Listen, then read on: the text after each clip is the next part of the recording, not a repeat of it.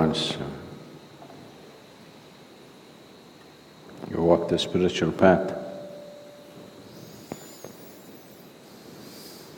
this question and this struggle of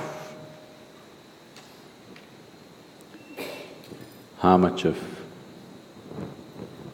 spiritual process should I do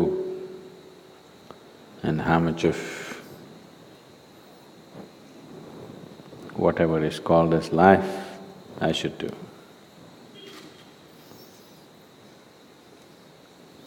And for most people the struggle is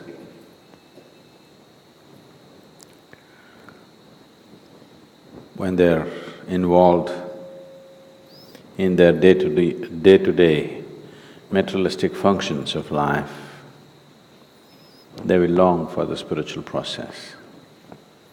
If you give them a spiritual process, they will long to go back to their materialistic way of life. So how much of what or how should I do these two things? You should do your materialistic life. When we say materialistic, that which concerns and satisfies one's physical body and one's mind is materialistic life. It's not right to divide this, but anyway, invariably people divide it. So that which satisfies your body and your mind, how much of it you should do or how you should do means you must do it like you are going to live forever.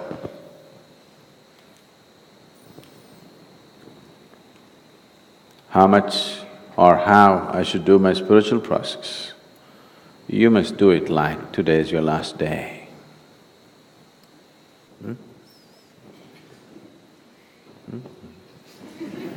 Which way is it? No. On a certain day, a hunter caught a little bird, a tiny little bird.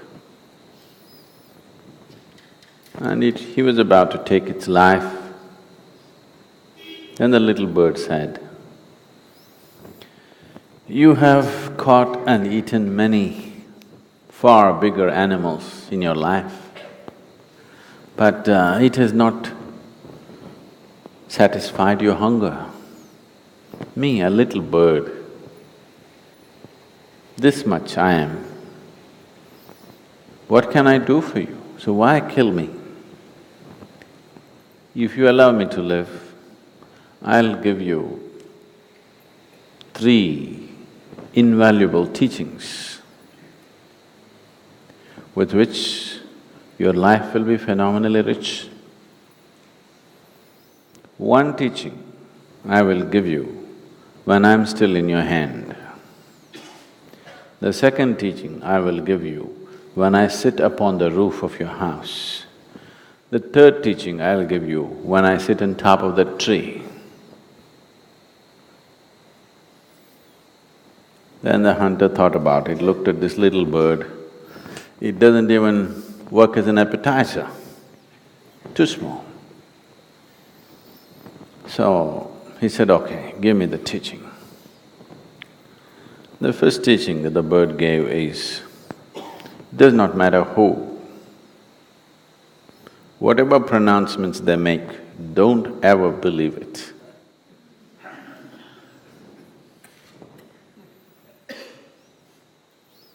Took off from his hand, went and sat on top of the roof. And then he said, "You fool, you let me go. Do you know who I am? Within my belly, I have a diamond which weighs 5 ounces. Then the man started wailing about his misfortune. "Oh, such a huge diamond, I let it go. What a fool I am." Then the bird said, "You are definitely a fool. I already told you, never believe any pronouncements made by anybody. whoever they may be. See, I weigh just 2 ounces. How can I have a diamond 5 ounces in my belly, you fool? So the second teaching is, never look back and regret at anything that is past.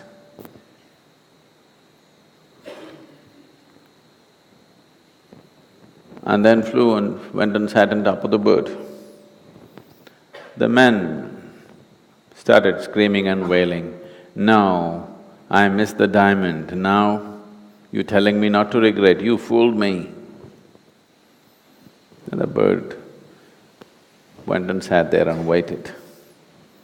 Then he recovered, okay, never regret for what has happened. Okay, tell me, what's the third teaching?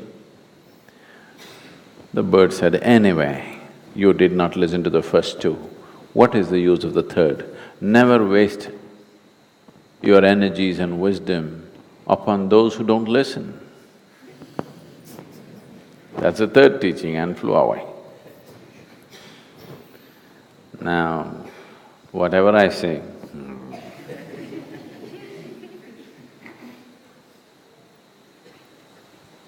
it's not going to work.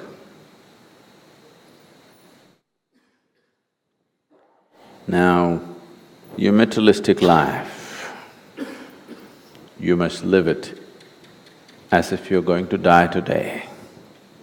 Your spiritual life, you must do it that you are eternal, not the other way around. Don't say this to everything. No, Sadhguru, whatever you say, that's not true. If that is really true, that you have become like this, that there is no value for reason in your life, you have become a devotee and there is no value for reason, then all these teachings no good, don't bother, just… when we were doing the wholeness program, the 90-day program, this is a place where we went about exploring and revealing various aspects of life which they had never thought was possible. As we went by, every time I ask a question and ask yes or no. After some time, some of them at least, their logic was completely defeated. They said, there's no point, Sadhguru, we saying yes, no, no good. We're yes and yes. When I came one day, they had written on a big board, Sadhguru, yes and yes.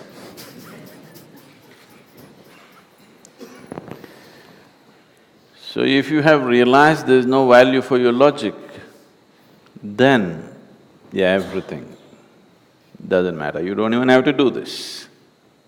You don't even have to say yes.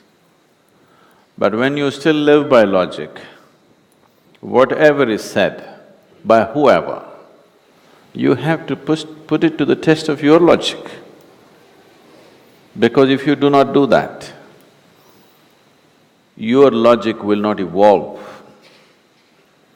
Logic is a horrible thing if it is in a rudimentary condition. If you refine your logic, it can be the way to your liberation. It can be a stepping stone to your liberation if you refine it. If it's in a rudimentary condition, it is a horrible thing. It blocks you from everything, it makes you suspicious about everything. It will not let you experience anything. So, you've not given up your logic, have you? You're not listening, that's why. If you live your materialistic life like you're going to live forever, what will you do?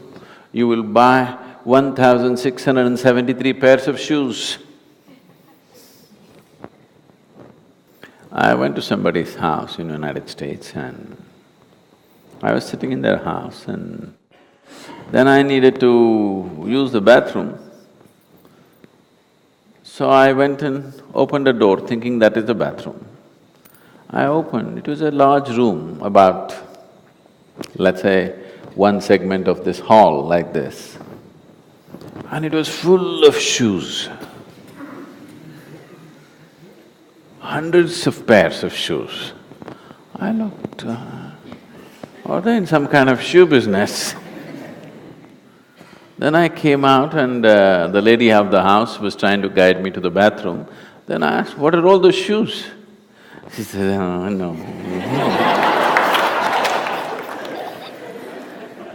Not 2 dozens, hundreds of shoes.